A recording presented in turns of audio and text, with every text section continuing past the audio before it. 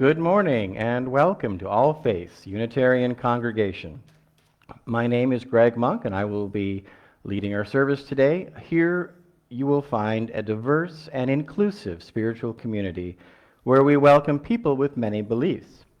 You can bring your whole self, your full identity, your questioning mind, and expansive heart. At All Faiths, we have more than one way of experiencing the world and understanding the sacred. No matter who you are, wherever you are on your spiritual journey, and no matter whom you love, you are truly welcome here. If you are interested in learning more about All Faiths or membership, please contact the office or Fran Way. A few announcements. There will be no child and youth programming this morning. Our children are, however, invited to remain with our special service on Communing with Nature. Our speaker will be sharing experiences with nature from her own childhood. Because of the surge of COVID-19 cases in our area, we will not be holding open Sunday services for some time. We do hope you will stay connected with us on Facebook services and that you will participate in our many programs and activities via Zoom. For example, Wednesday at 10 a.m., Zoom has a second discussion on Less is More with a discussion led by Joan Marshal, chair of our Climate Action Team. Thursdays at 7 p.m., we have a child and youth discussions on Zoom, and Sundays at 9 a.m., News Talk with Richard Keelan at All Faiths Sanctuary before the service. Reverend C.J. McGregor is on study leave and will return to the pulpit next Sunday. So our guest speaker today is Joan Marshal, again, chair of our Climate Action Team. Excuse me. Please rise in body or spirit as we together sing hymn 361, Enter, Rejoice, and Come In.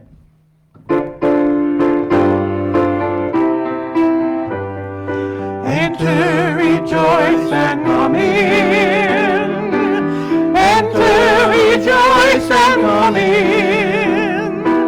Today will be a joyful day. Enter, rejoice, and come in. Open your ears to the song. Open your ears to the song. Today will be a joyful day. Enter, rejoice, and come in. Open your hearts, everyone. Open your hearts, everyone. Today will be a joyful day. Enter, rejoice, and come in. Don't be afraid of some change. Don't be afraid of some change. Today will be a joyful day. Enter, rejoice, and come in.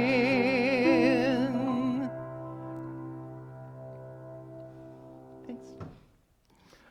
As as Joan Marshal lights our chalice, please join in reciting the words you'll find in the order of service.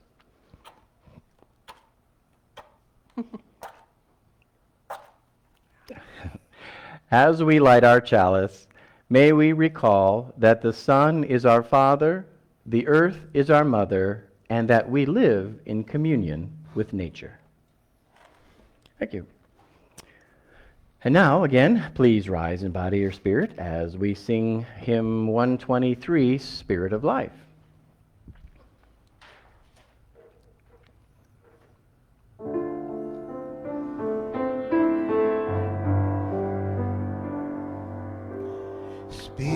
Spirit of life, come unto me.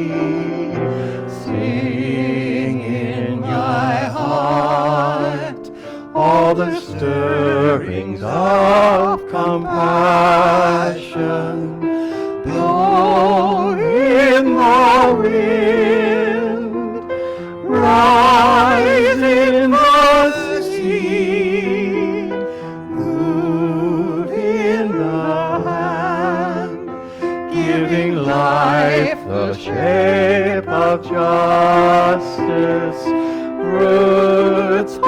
hold me close, wings set me free.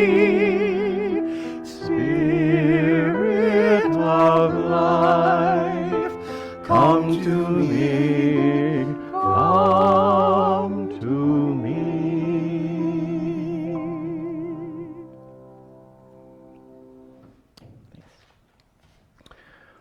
For our joys and sorrows this morning, please reach out to those who are alone or in need with your personal calls and messages of love.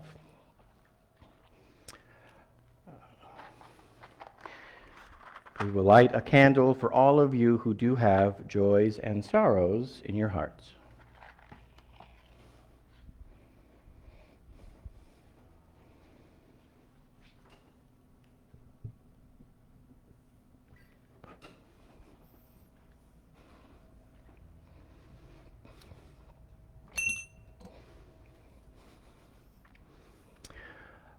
I'd like to ask everyone to close your eyes, to take a deep breath, and to let us turn in our minds and in our hearts to today's service and to contemplate our blessings.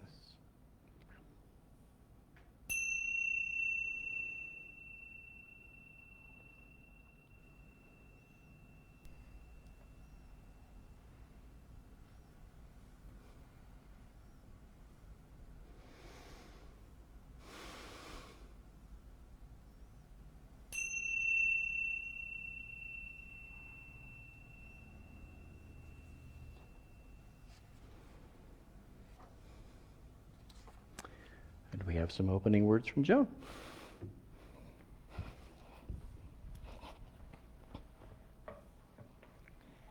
The theme for today's service is communing with nature.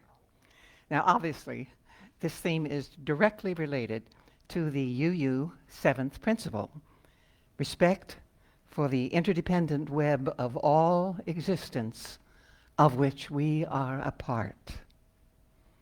Well, I expect it won't come as much of a surprise to most of you that the 7th principle is one that I strongly resonate with.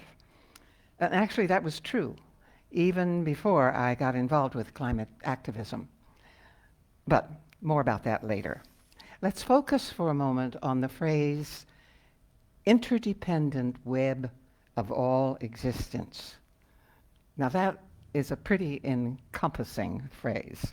It includes not just what we think of as the natural environment, but everything that exists, all of creation. So I decided to look on the internet to see what the UU had to say about that. And I found a statement there by the Reverend Forrest Gilmore, Executive Director of Shalom Community Center in Bloomington, Indiana. And here is his brief reflection on the 7th principle. Our 7th principle, respect for the interdependent web of all existence, is a glorious statement. Yet, we make a profound mistake when we limit it to merely an environmental idea. It is so much more. It is our response to the great dangers of both individualism and oppression. It is our solution to the seeming conflict between the individual and the group. Our 7th principle may be our Unitarian Universalist way of coming to fully embrace something greater than ourselves, the interdependent web, expressed as the spirit of life, the ground of all being, the oneness of all existence, the community-forming power, the process of life, the creative force, even God, can help us develop that social understanding of ourselves that we and our culture so desperately need. It is a source of meaning to which we can dedicate our lives.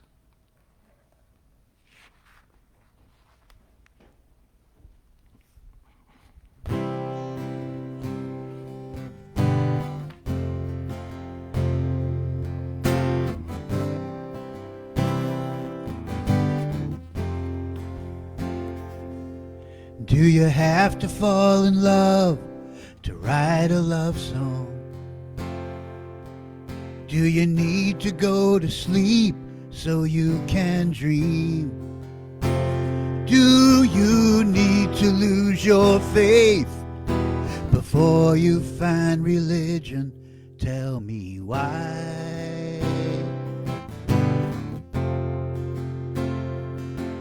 Do you need to feel the rain to love the sunshine? Do you have to tell a lie to know the truth? Do you need to fight a war to understand what peace is? Tell me why.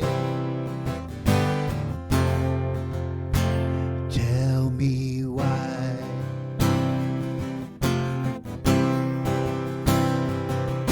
Do you really need to go where you go to know what you already know?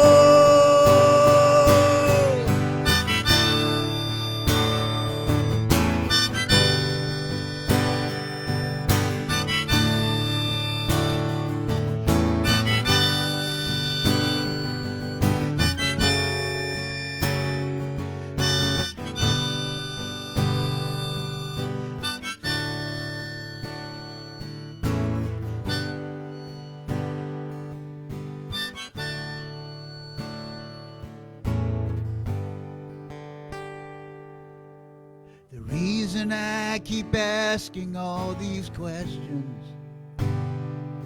I'm trying to understand why we do what we do. Seems the more I ask, the less I have the answers to why.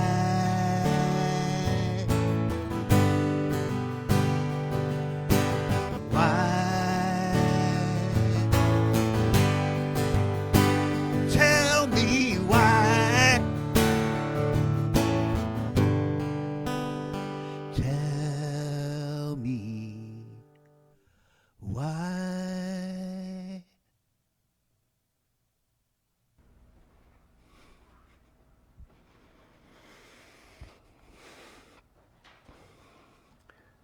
Thank you.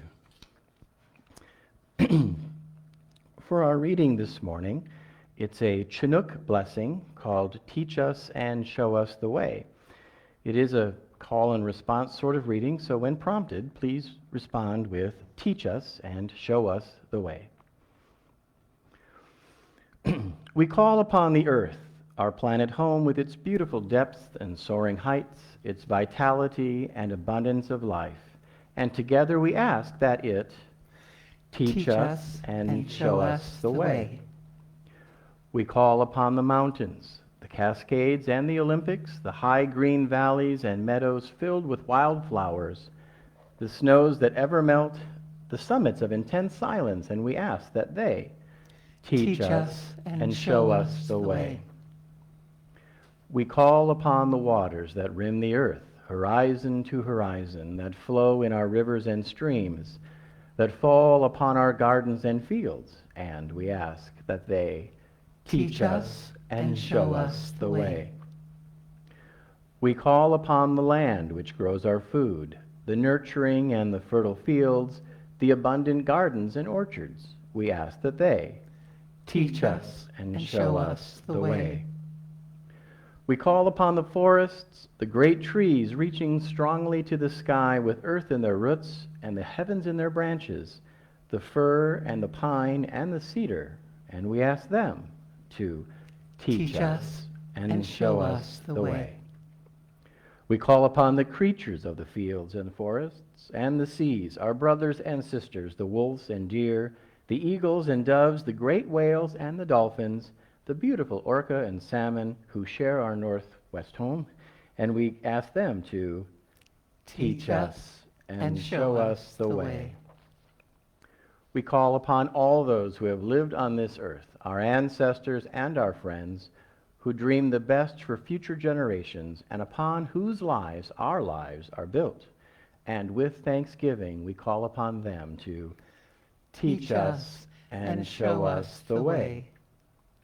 And lastly, we call upon all that we hold most sacred, the presence and power of the great Spirit of love and truth, which flows through all the universe, to be with us, to teach us, and show us the way.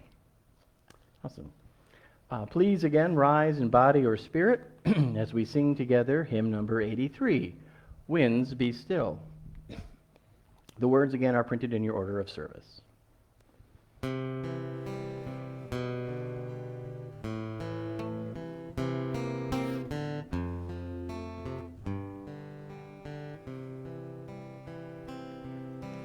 Winds be still,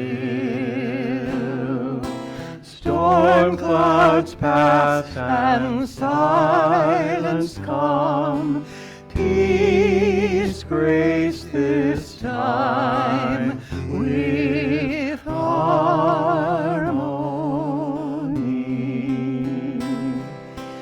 Fly, bird of hope, and shine, light of love, and in calm let all find tranquility.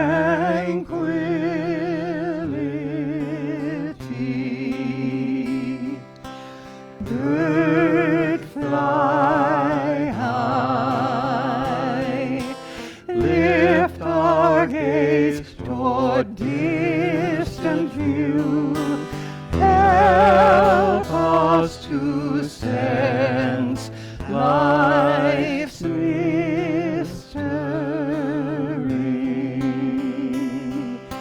Fly high and far, and lead us each to see how we move through the winds of eternity.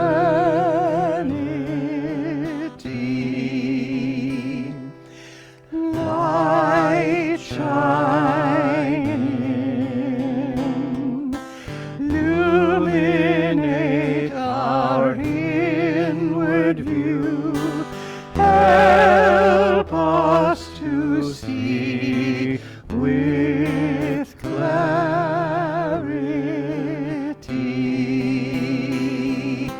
Shine bright and true, so we may join our songs in new sounds that become full symphony.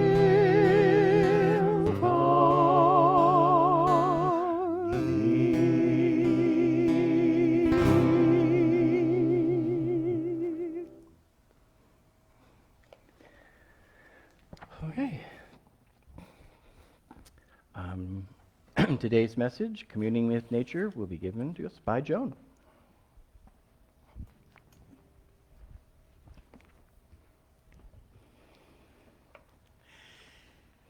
Not long after I awakened to the existential threat of climate change and decided to devote my remaining time on this planet to doing something about it, I ran into a quote by Albert Einstein that seemed to address the underlying reality of this challenge that we all face.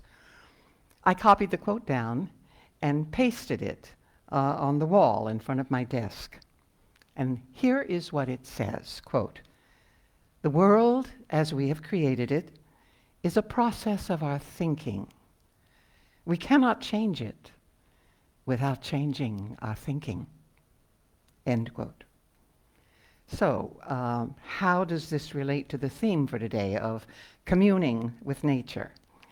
Well, to answer that question, I'd like to share another quote from Einstein.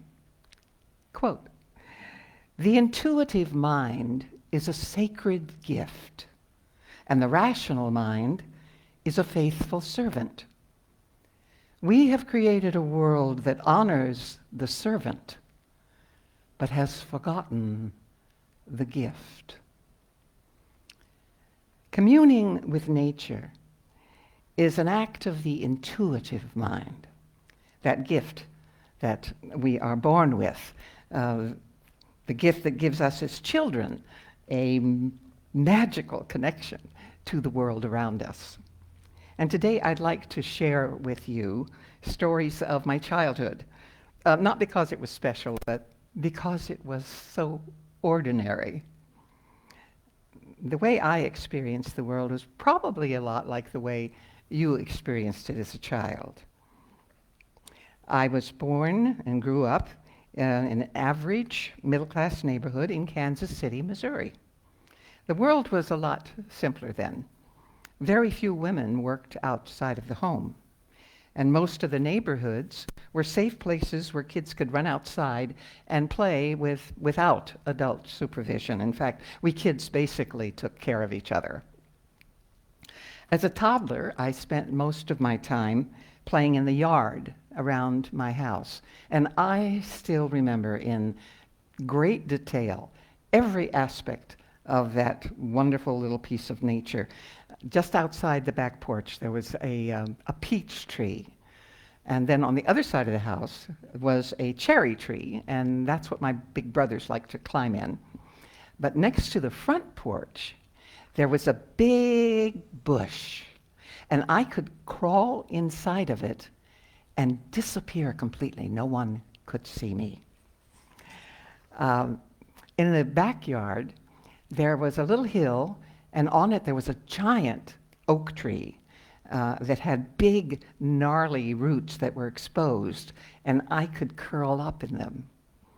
When I got a little bit older and started school, my world expanded dramatically.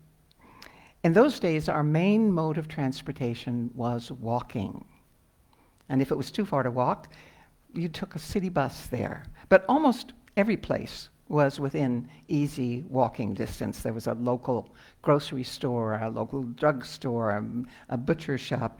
And in fact, there were 3 different movie theaters that were within walking distance.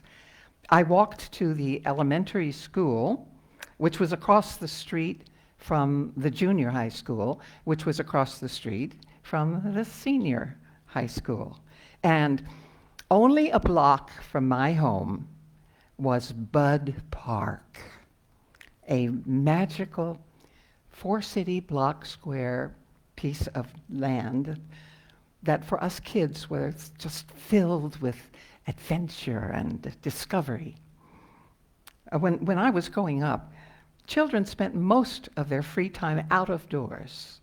And during the summer, we virtually lived in Bud Park. It had a neighborhood swimming pool, several playgrounds, and at the top of one of the hills there was a shelter that had bathrooms and picnic tables. And behind the shelter there was a meadow-like area that had a baseball diamond in it. And in the summer, they'd put up a bandstand in the meadow, and the Kansas City Philharmonic, several musicians would come and play free concerts. I really loved that meadow. Often I'd just sort of lie down there and in the grass and watch the clouds go floating by. I still remember a poem that I wrote when I was around 12 or so. Have you ever seen a castle built up in the sky? Have you ever watched a mountain of clouds go floating by? And when the day is over and night has come so soon, have you ever seen the silver in the clouds around the moon? Did you ever see the sun sink into a sea of gold, then red and purple and blue clouds over the top of it fold? There's always a moment of wonder for those who watch clouds float by. But there's an nary sight more lovely in all the wonders on high than to see a ship a-sailing in the blue of God's own sky. Well, I hope that your childhood, your memories from then, are as precious to you as mine are to me. I consider myself very lucky to have been born when and where I was. Perhaps I can best explain my experience with a quote from Rachel Carson.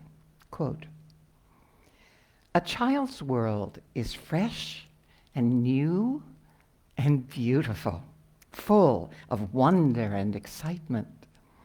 It is our misfortune that for most of us, that clear-eyed vision, that true instinct for what is beautiful and awe-inspiring is dimmed and even lost before we reach adulthood.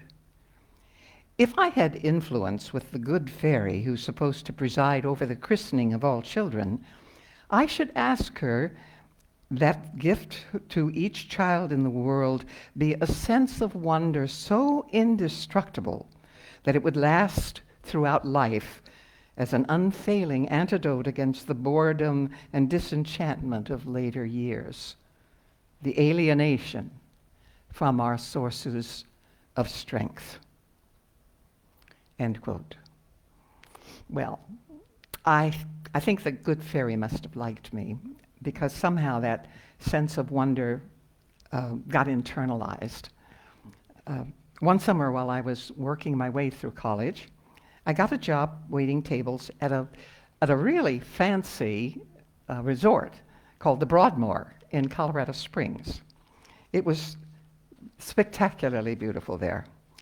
I remember being filled with such awe at the grandeur of the mountains that were surrounding me that the only way I could find to express my feelings was to say, "I am the mountain." I think that may have been the first time I tried to put into words how it felt to be in communion with nature, to convey the realization that there was no separation between the mountain and me.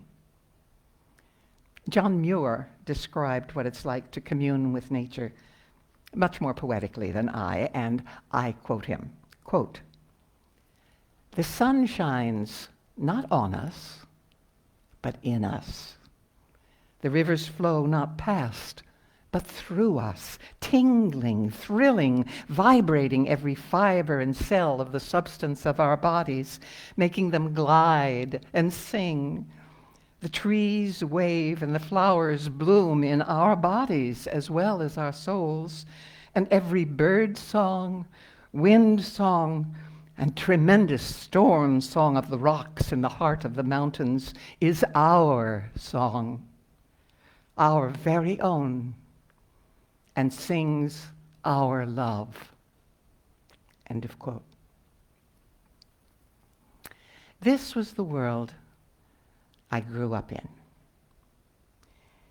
But we unfortunately are faced with a dilemma. The world today is not like the world of John Muir, not like the world that I and many of you knew in your youth. It's a world that has become increasingly urbanized, increasingly digitized, increasingly dominated by cement and steel, by shopping malls and excessive materialism. Our young people are more likely to feel interconnected to their cell phones and Facebook than they are to the natural world or the web of all existence. How do we reconnect them to what Einstein called the sacred gift of our intuitive mind? How do we reintroduce them to communing with nature?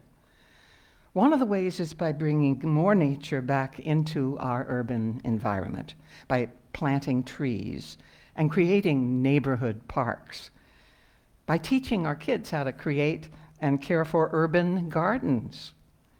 We need to green our cities, and we need to prepare our children for the work that lies ahead for them. The work of repairing the life-threatening damage we have done to our planet. I expect a lot of you have read recently in the news about the last current report from the International Intergovernmental Panel on Climate Change. This has been published numerous times, and each time it's published, its warnings become more and more dire, more and more urgent, and yet we seem incapable of responding in kind. When we hear our scientists warning us that human behavior continues to drive us toward those tipping points that will lead to runaway global warming and our own extinction, it's easy to fall into despair. The antidote to that despair can be found in communing with nature. That communion will reconnect us to the sacred gift of the intuitive mind. It will fill us with the powerful drive for existence that is the creative force behind our universe, the force that holds together the interdependent web of all existence, of which we are a part.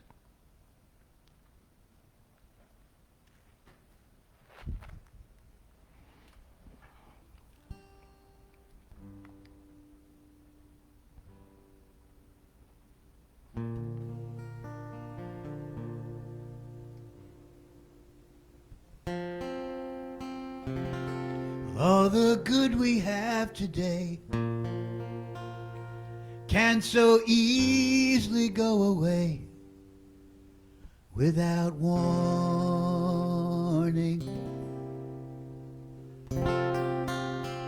So much to appreciate,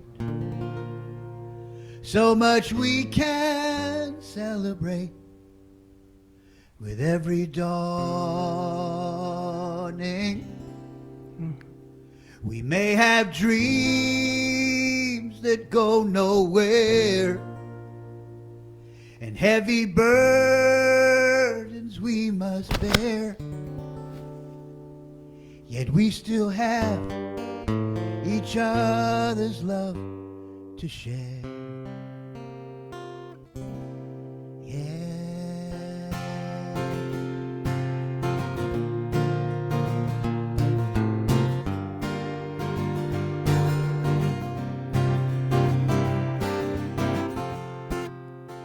And this treasure we possess gives us joy and happiness. It feels so fine. And this takes care of the rest.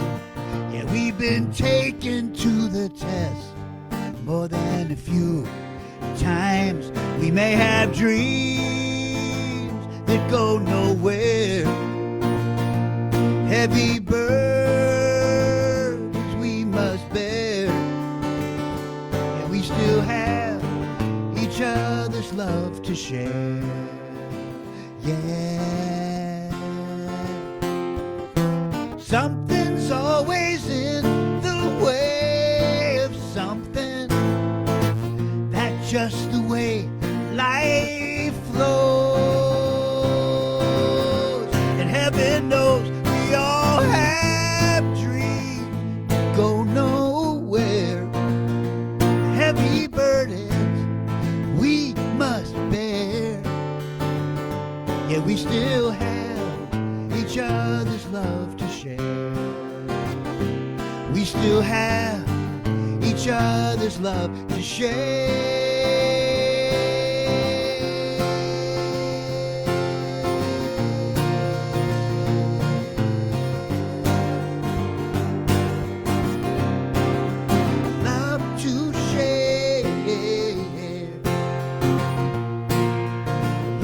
To share.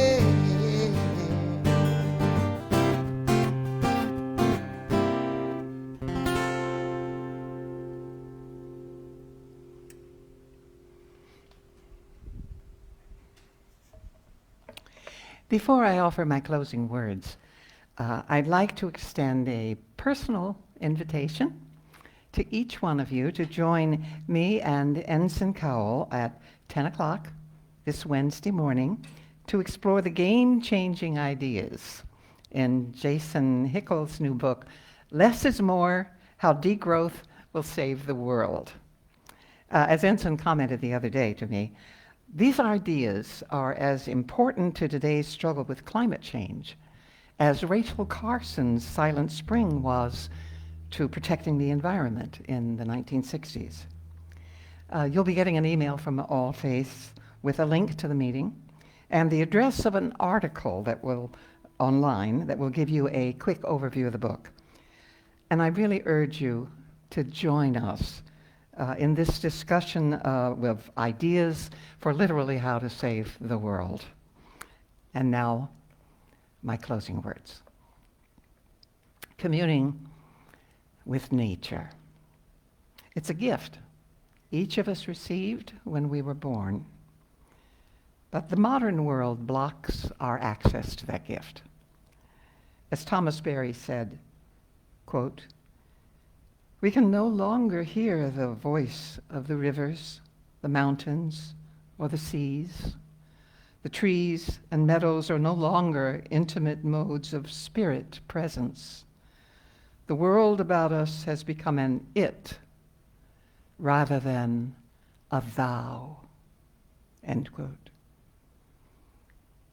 The world is screaming at us more and more that we must recover our lost connection with creation.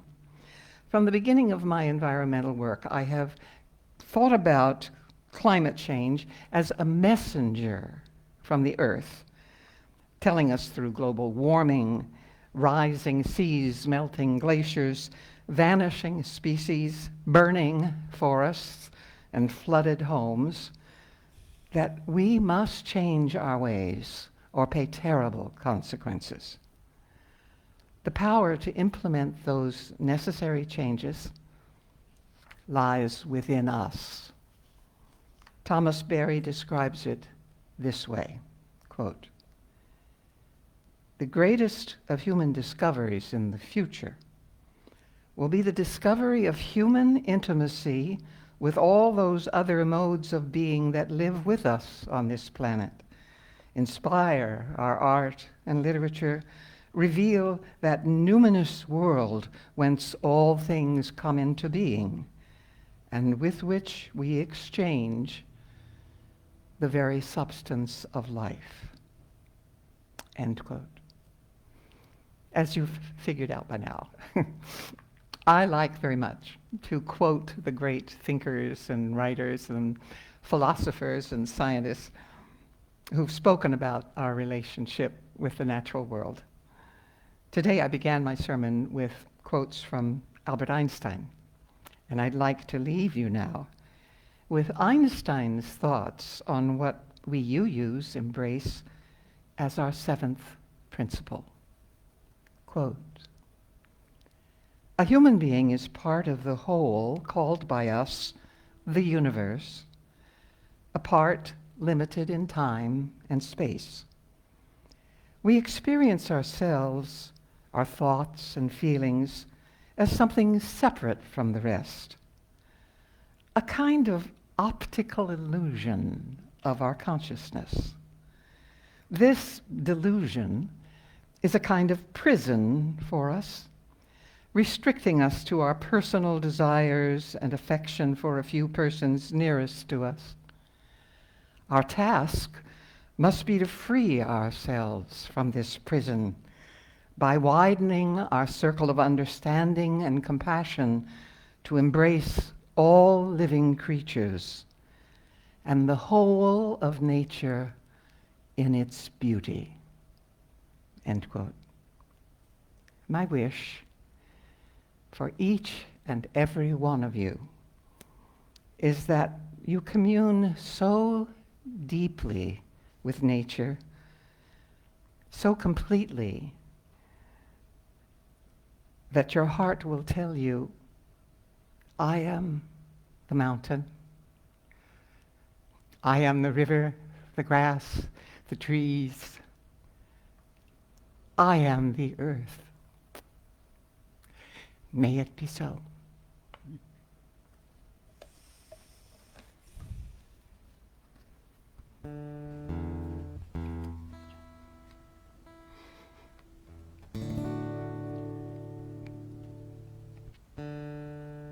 There's a message in the madness, in the anger and the sadness, a message that we come together. Can you hear the call? Yeah, there's a message in this moment, a message of atonement. The signs are there, yeah, they're everywhere. The writing's on the wall. It's a message for us all.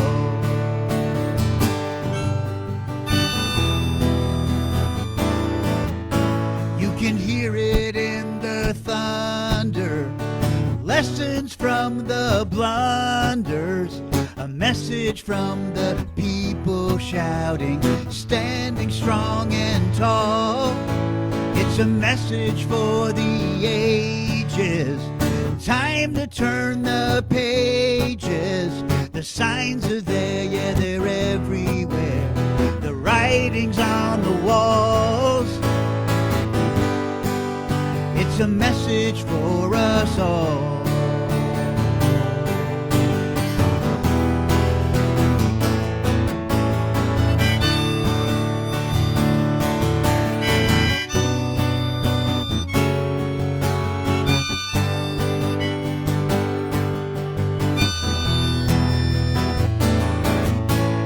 A message in the madness, in the anger and the sadness, a message that we come together.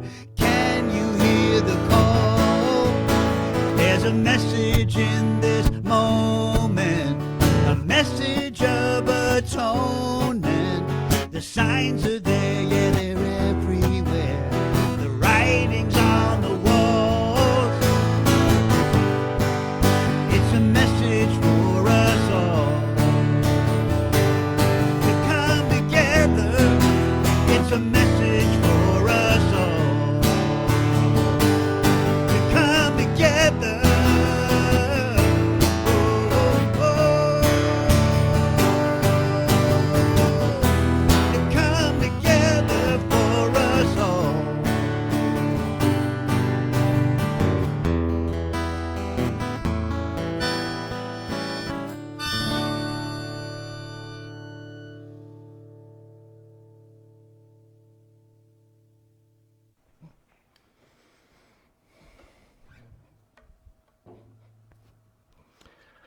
Well, we'd like to thank Joan Marshal for her inspiring message today, Robert Bidney for the music, and Joan as well, Regina Kilmartin on the camera, Ed Elron on sound, and Joe Gaden, our sexton.